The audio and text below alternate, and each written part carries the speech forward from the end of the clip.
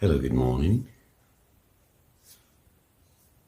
It's a beautiful day out here in Newcastle, United Kingdom.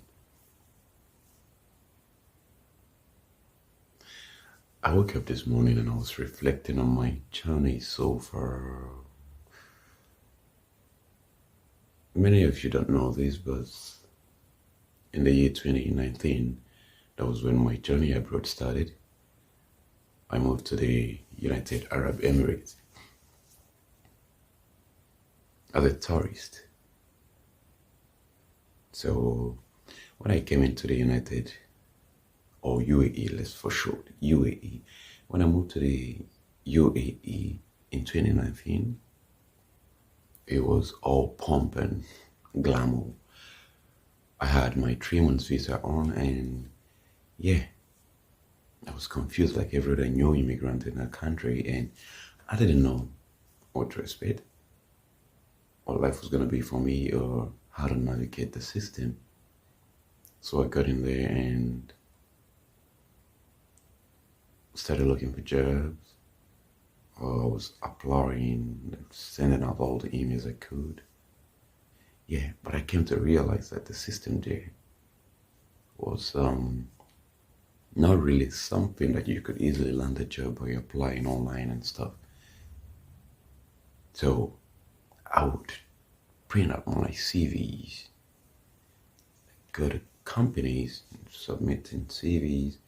I was just ready to do anything as long as I get a job. But the jobs weren't forthcoming.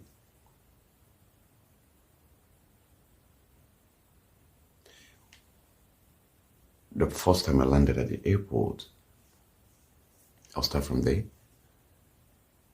I was supposed to meet with a guy that made my visa. Yeah, he was supposed to drive me down to my apartment where I was gonna stay, but he didn't show up. I called him and he told me, "Hey, I'm gonna send you a contact. Call him and he's gonna come meet you where you're gonna be leaving." So I called the number he sent to me, and the young man told me, "Okay, take a taxi, come to Abu Hel, and I'm gonna meet you there." So I took a taxi and I met him in Abu Hel, and yeah, he took me to my house. To my greatest surprise, I was gonna live in a room with 10 people.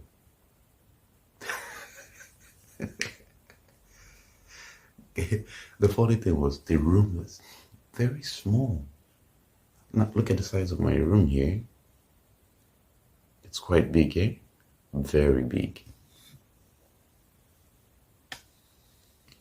Now, you see how big it is, right? I live on here. This is United Kingdom anyways. But in the UAE, the size of this room split into two. 10 persons were living in it. And we had the usual school bunkers, where bunk beds, rather, where you have a deck, another deck, and the third deck. So yeah, the upper bed was tagged at 300 dirhams, the middle bed 400, and the bottom bed was 500, most times 600. So that was the living condition for me. And when I got in there, the guy that was supposed to house me already rented my space to someone else. Another new guy that came into the UAE with the same week I came in, or a week before me. So he was occupying the space where I was supposed to stay, and I already paid for that space. Guess what? The both of us were sleeping on the same bunk bed. We stayed there for some time, and when one of the roommates left, I had to move to his bed space. We call it bed space in Dubai. Yeah. Now, the guy I was sharing the bed with is a new immigrant like me, so we would team up and go out to look for jobs every day. We'd go out there, send, dispatch our CVs, submit it wherever we could, and then go home and wait on fate. No job was forthcoming. Then one day, we decided to go to Abu Dhabi to seek for a job. We got a call to come to Abu Dhabi. There's a job there, and yeah, we spent our money. It cost us 25 dirhams to take a bus, which lasted for about, was it either 2 hours or more? Yeah, 2 hours or 5 hours to get to Abu Dhabi. I've forgotten. It's been like 5, 6 years now. So yeah, we got to Abu Dhabi and we checked out the job, only to find out that the job was a scam. The guy who directed us to the job was like, you gotta pay up first and get that job because there's too many people on the line for it. So we had 3 guys that went for the job viewing, and I was the only one who paid. The other ones couldn't pay because they don't know the guy.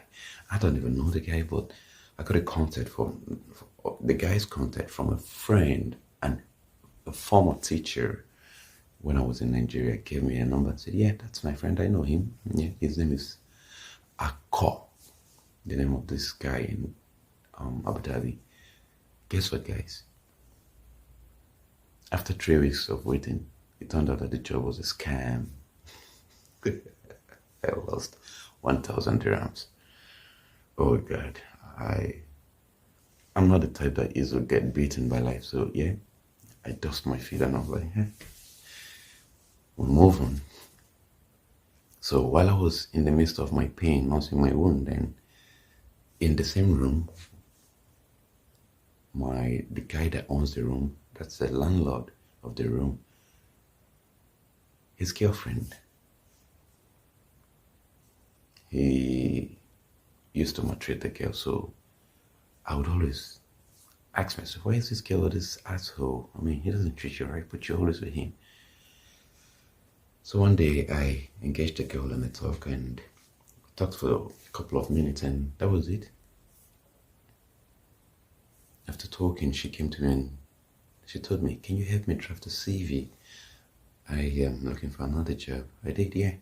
She applied for the job. She didn't get the job. And one day she came again and said, hey, I have a friend in Junkbox. He told me that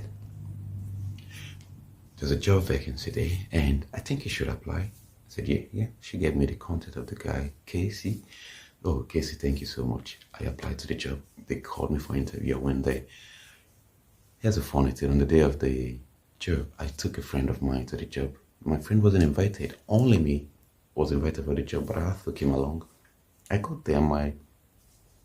The manager who was on Grand Lassad, he told me, you were invited for this job alone. How comes you came with someone else? I said, oh, well, if I didn't get a job, he could get interviewed, and if he lands the job, it's still a win. He smiled, and yeah. So we carried on with the interview. It was a housekeeping job. That was the first job I got in Dubai. I lashed on the job.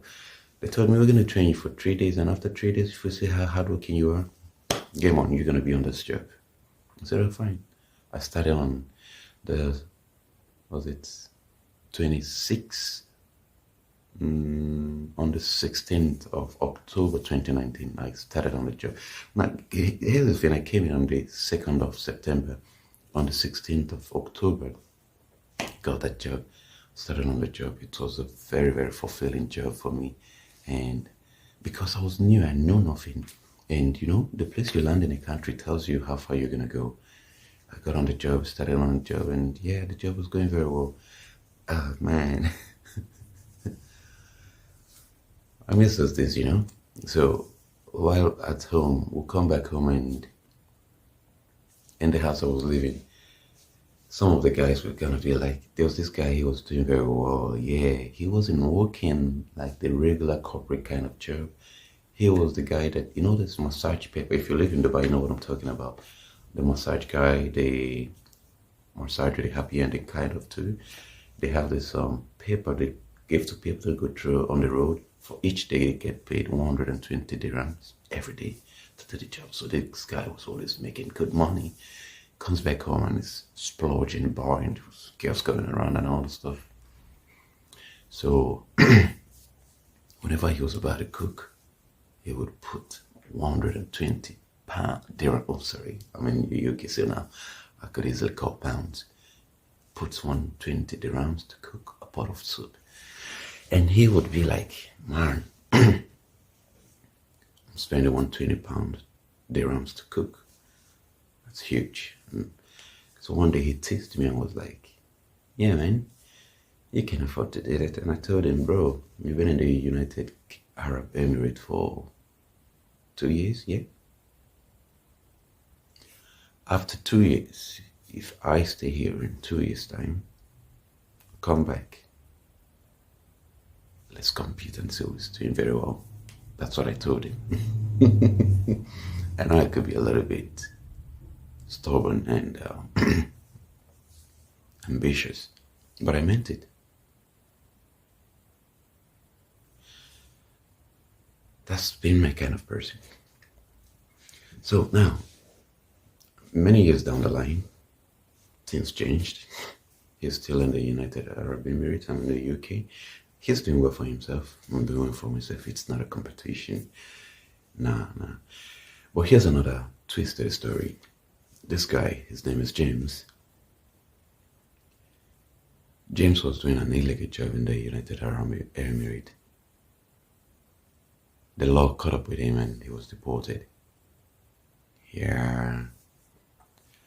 Now, after living in that area, when it was about like 2 months after working with my new company, Jump Bucks, it's like a kid arena, I moved to a new location and guess what? COVID hit. Oh.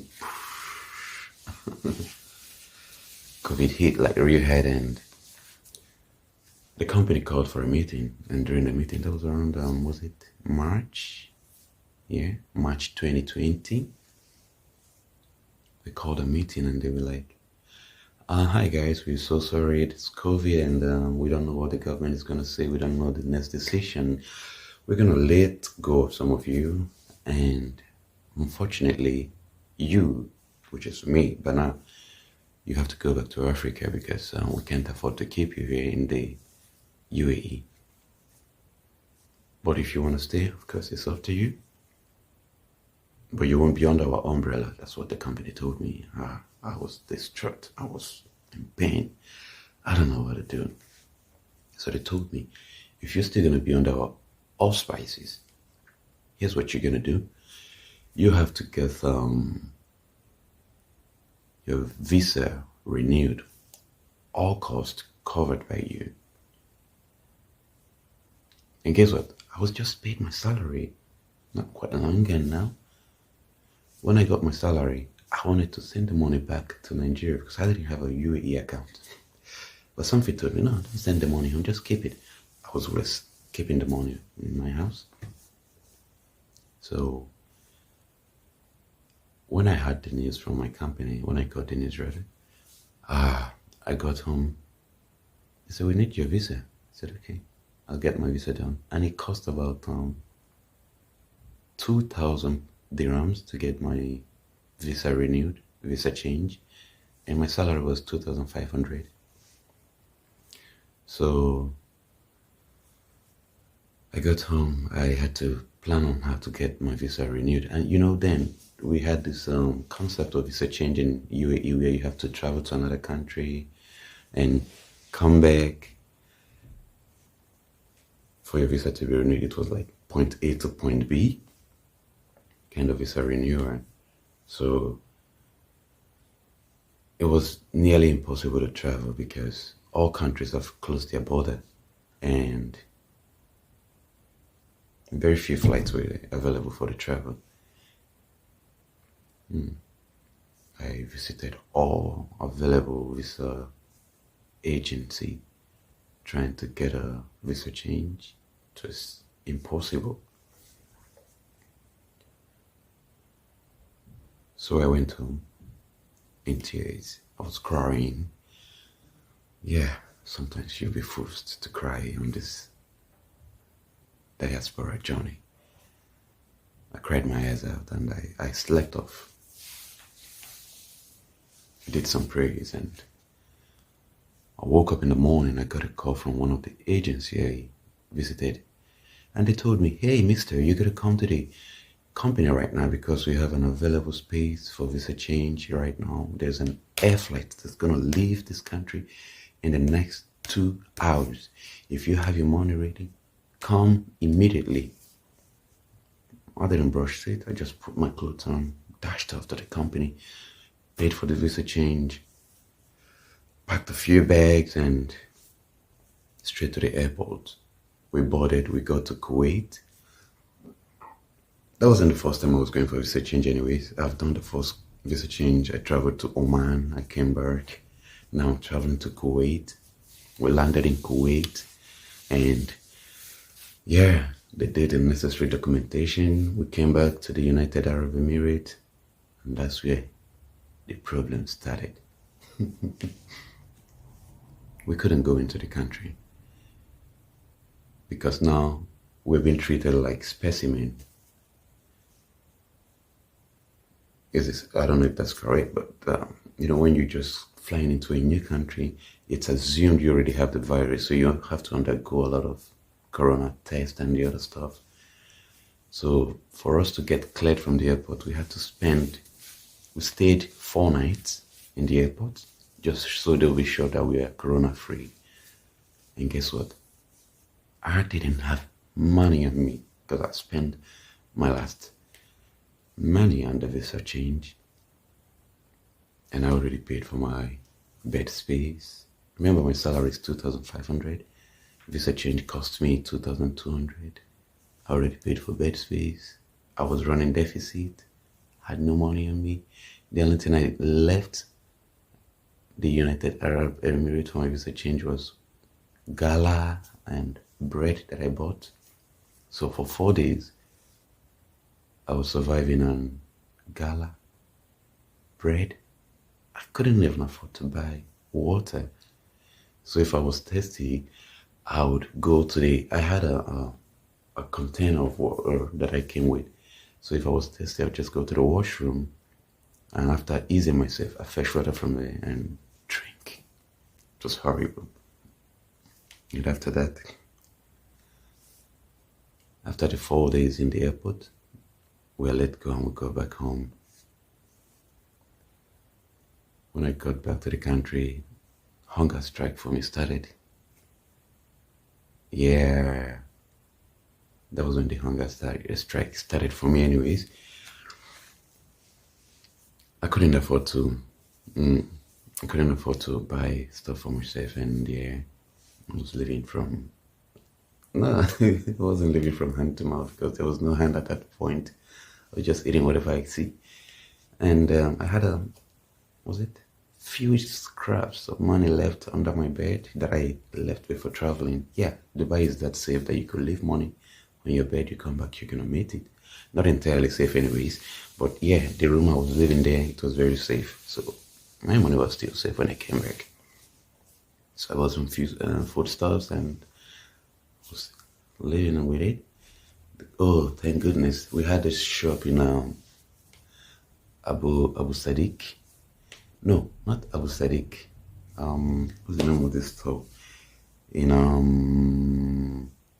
If you're in Dubai, you know what I'm talking. After Abu Hel Metro, the next metro after Abu Hel Metro, I was always going there to go shopping, and because they were selling stuff for 1 dirhams, and with 10 dirhams, I could flood my house with food.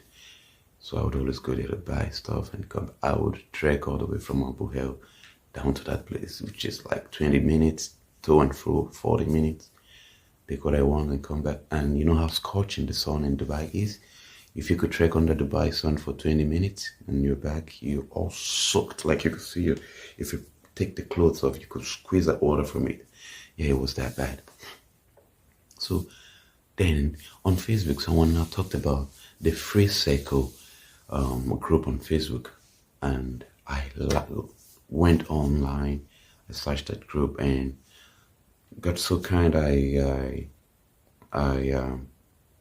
posted, and someone was like, hey, I got some free stuff. If you need it, you could come around and pick it. I didn't have no car. How was I gonna go pick it up? I didn't have money for transport. All I had was just feeding money. So they said, okay, fine, we're gonna bring it down to you. They lived in Jumeirah, the family. So the couple, they traveled down to Abu Dhabi and delivered the food stuff to me, and I was looking on that. Oh, God bless that family. Then, surprisingly, at the end of the month, I got a call from my manager, and he told me, yeah, the government has instructed every company to pay half the salary to the employees. Wow. So my company sent me 1,250 dirham. I was so happy because all I could do was pay rent. There was no transportation, pay my rent, eat, and send money back home, you know. Once you're in abroad, you understand what I'm saying. You always have to send money back home. Not like always, but depending on where you're coming from, just gotta put something for the people you have living back in Africa. So I continued like that, and at a point, I couldn't meet up with my financial obligations back home.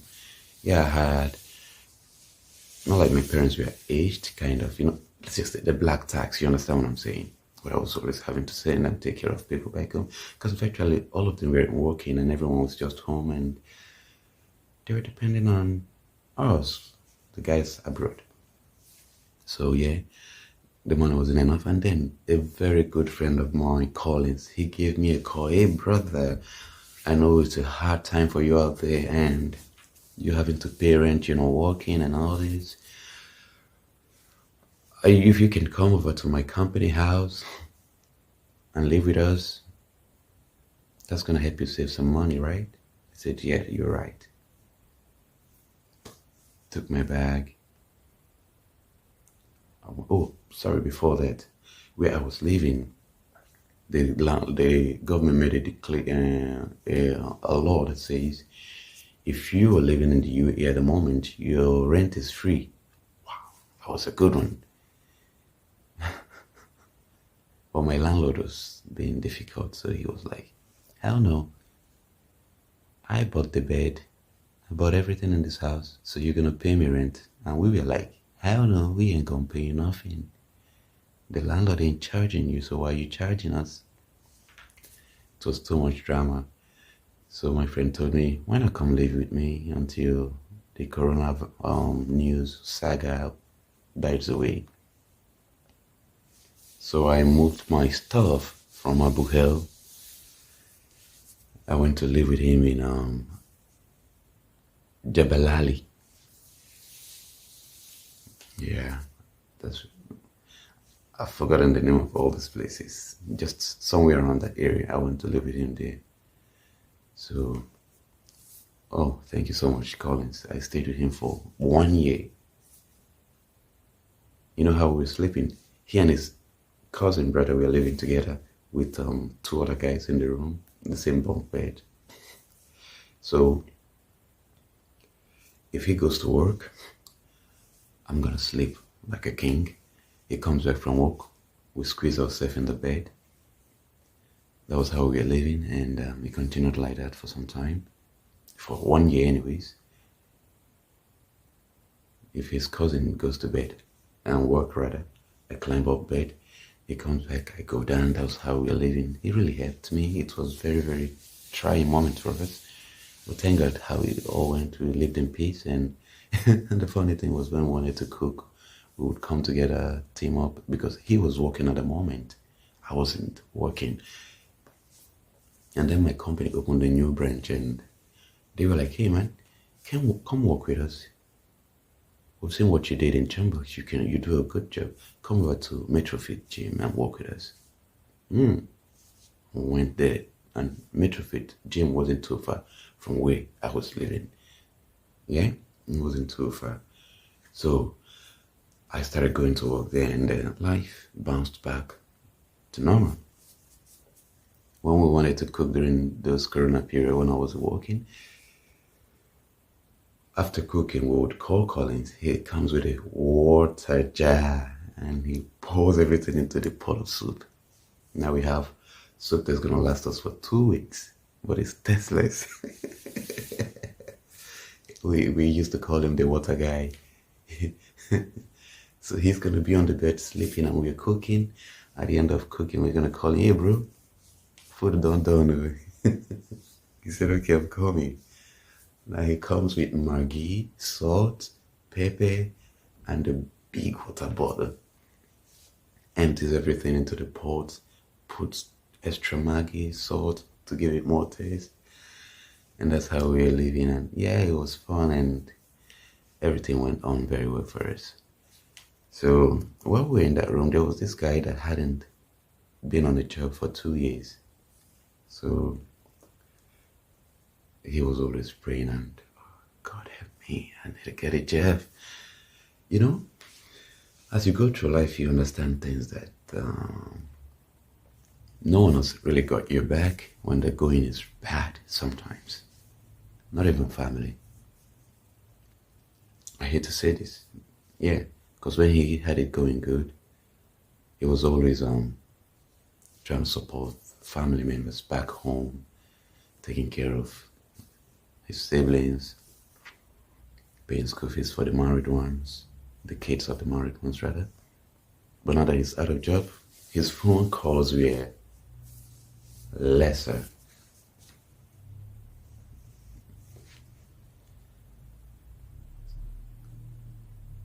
I would see him every day in tears, asking God to bless him with a job. And to be honest, I felt bad because I was working. Every other person in the room, we were working. There was this other guy in the room. We call him, okay, I'll say his name. It's just a nickname, Kirikata. So everyone knows Kirikata. He was on the streets. You know, he sells alcohol. And you know the stuff that happens with people that sell alcohol? Yeah, the Bible police is always after them. Now, he wasn't only selling alcohol.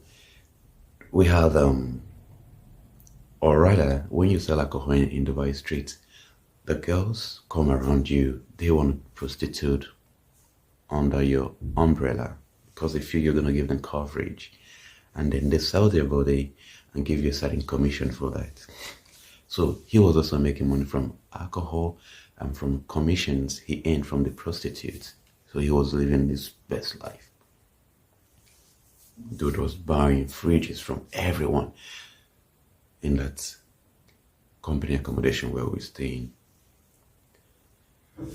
So now whenever he buys this fridge, he will send it back to Africa, make some money extra, and as he's sending the fridge, he buys some clothes as well and send back home for sales. But guess what? He was sending it to his sister who lives in Nigeria, and the sister was married. When it was time for them to go through the records and see how good or profitable the business was, there was always issues. That was the time you hear the sister's husband complaining, don't your brother know that you're a married woman? Why is he always calling you at night to give him account of how the sales went? But whenever they're sending product back home, nobody cares what time the call came in. But when it was time for account, it was always a problem because he don't want to hear that shit. Nah.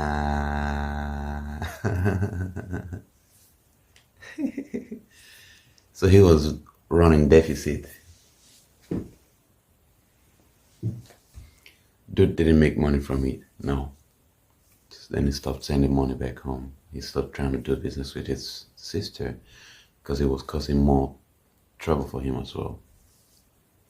Now, eventually, the accommodation where we were living, the company accommodation, the company was liquidated. They went broke. I don't know how it happened, but news on the street was that one of the brothers was living a flashy lifestyle.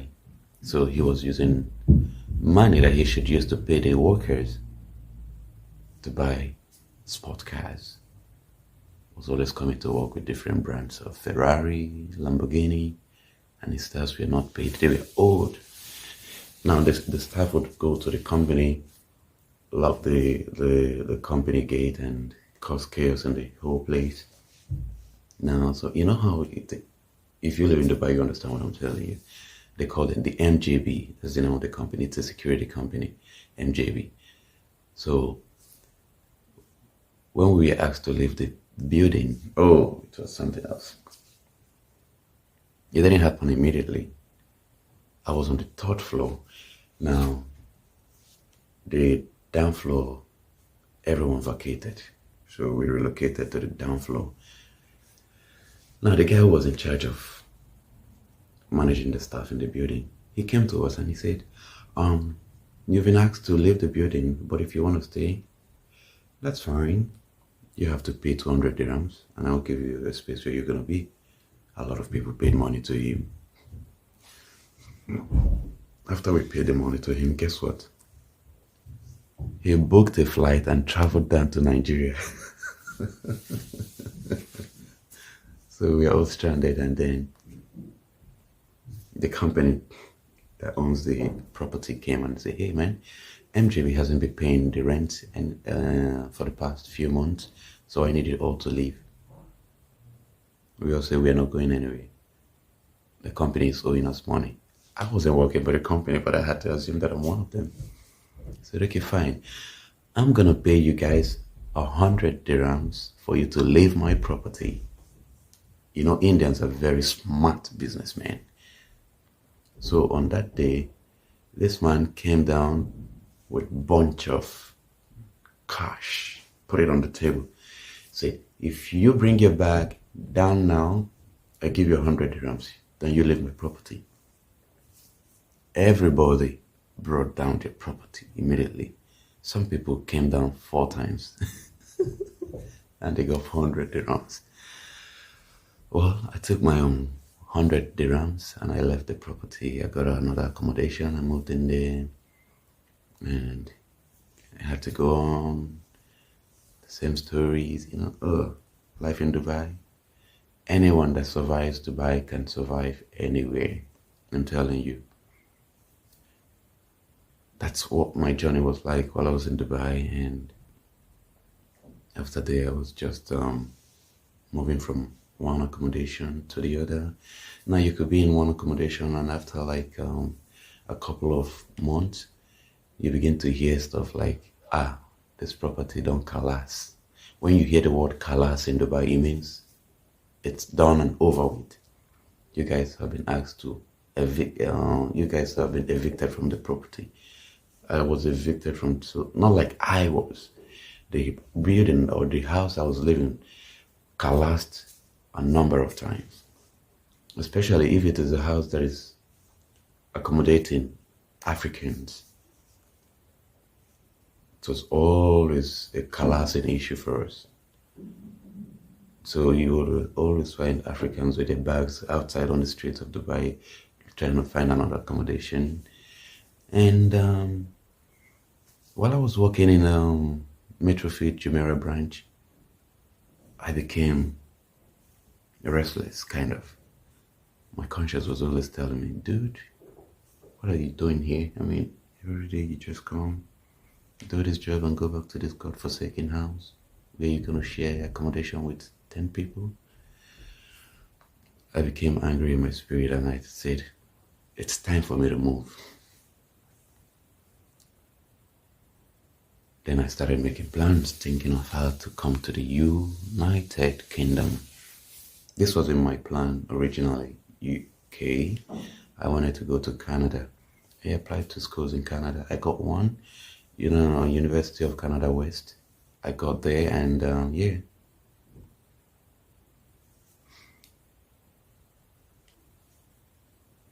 I couldn't go on because they need a 6-month statement of account. I don't have that money. But UK only need 1 month. Yeah, I could afford that, even though it's more expensive than Canada. I was told to pay 1,000 Canadian dollar as a deposit, but UK asked me to pay 4,500 pound as a deposit. So you see the difference, yeah? Now the major difference here is the time.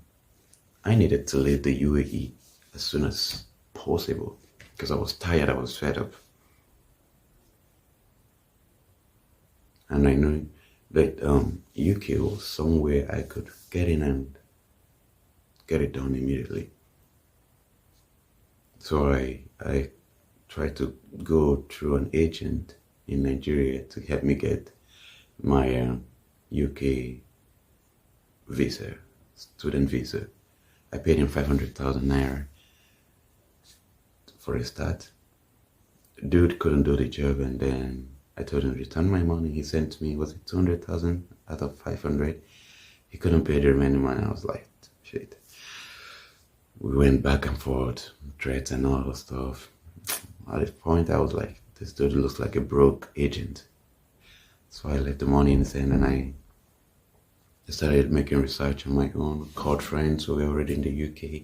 How did you do it? And then one of my friends, Ima, he told me, hey bro, I did this stuff on my own. I said, well, really? On your own? He said, yeah. I said, how? He said, I went online, did research. I went on Telegram, met a couple of friends, put me through. And man, I did the same thing. Started on my own research, went on Telegram, joined groups. And while I was doing it, my company noticed I was transferred. You see, when you start to make progress, you begin to have problems. Most times the company don't want you to grow, because if you grow, you're definitely going to leave them. And when they start noticing that you're making moves, they start to put laws in places. So the company noticed that I was a bit distracted. So they came up with a policy, no phones. Yeah, I was always on my phone, checking and replying messages from schools. Schools are going to be like, hey man, you got to send us this document. The one you sent is not clear. I sent back another one. I was making paperwork. I was going for my transcript in Nigeria, getting all this stuff. And while I was doing that, my manager was observing on the camera, seeing all these moves, and I was always having issues at work. He would be like, Bana, what are you doing, bro? You should be here. What are you doing at the staff room? I came to drink water. Yeah, I was only going to reply the message and check. And the school report. Yeah. So it continued, the back and forth continued, and now I was torn in between. I had like 17 admissions. Now I was wondering, which one should I go for? I had to check every one of them, and a lot of them were cheaper than the school I finally settled for. But the problem was, they needed a TB test before I could get my cars. And I needed to get my cars before I could table my resignation at the company. So I had to settle for Northumbria, which provided me with a cars before my TB test and every other thing has to come to play. Northumbria is quite expensive. I got schools for 12,000, 11,000, but Northumbria was at a whopping sum of 17,500 pounds for 9 months. You see the difference, right? Yeah. So when I got my transcript, my CAS, certificate of acceptance to study. When I got it, that was around June, May 2023. Either May or June, then I put in my resignation. Yeah, I put it in. So my manager came and he said, no, Bana, I won't accept this resignation from you. I said, oh, okay. You don't have to accept it. I'm telling you. It's not a bargain. It's an order. I'm resigning, sir. I'm not here to bargain. I'm here to tell you that I'm resigning. He tried to get me to back off from the resignation.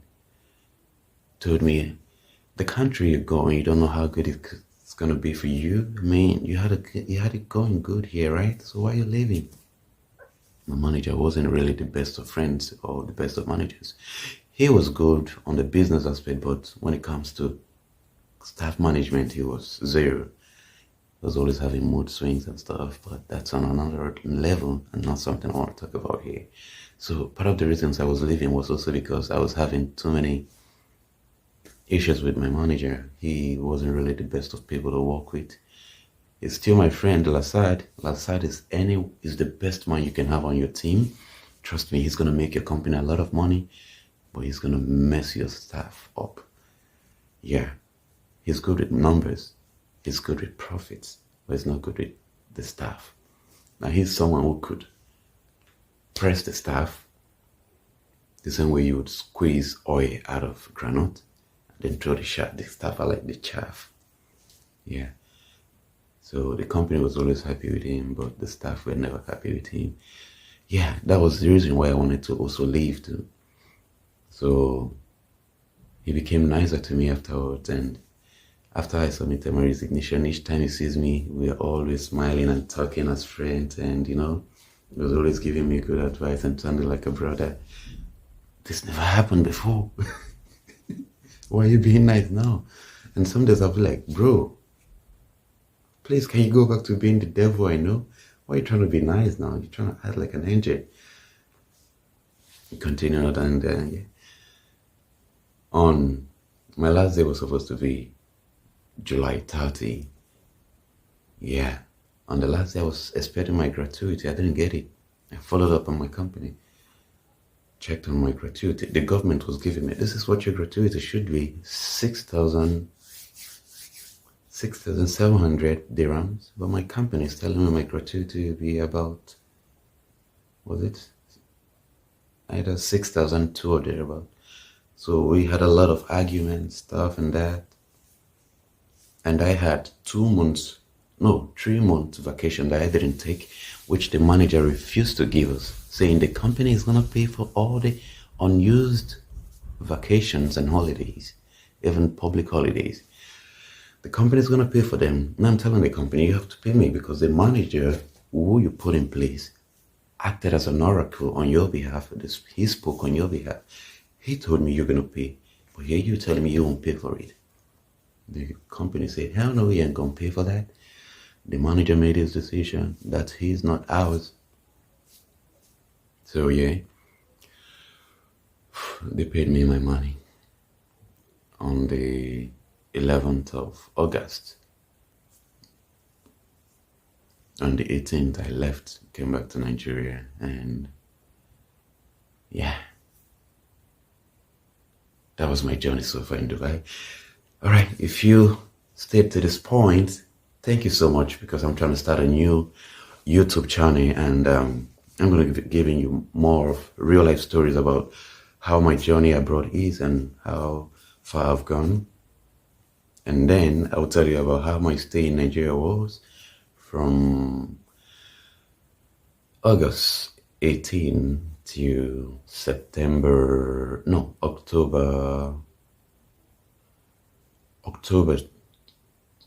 1st of October, the 2nd of October, that's it. So, and after that, that's going to be the second episode, and the next episode, you hear from me about it. Thank you so much, and I hope to see you on my channel another time.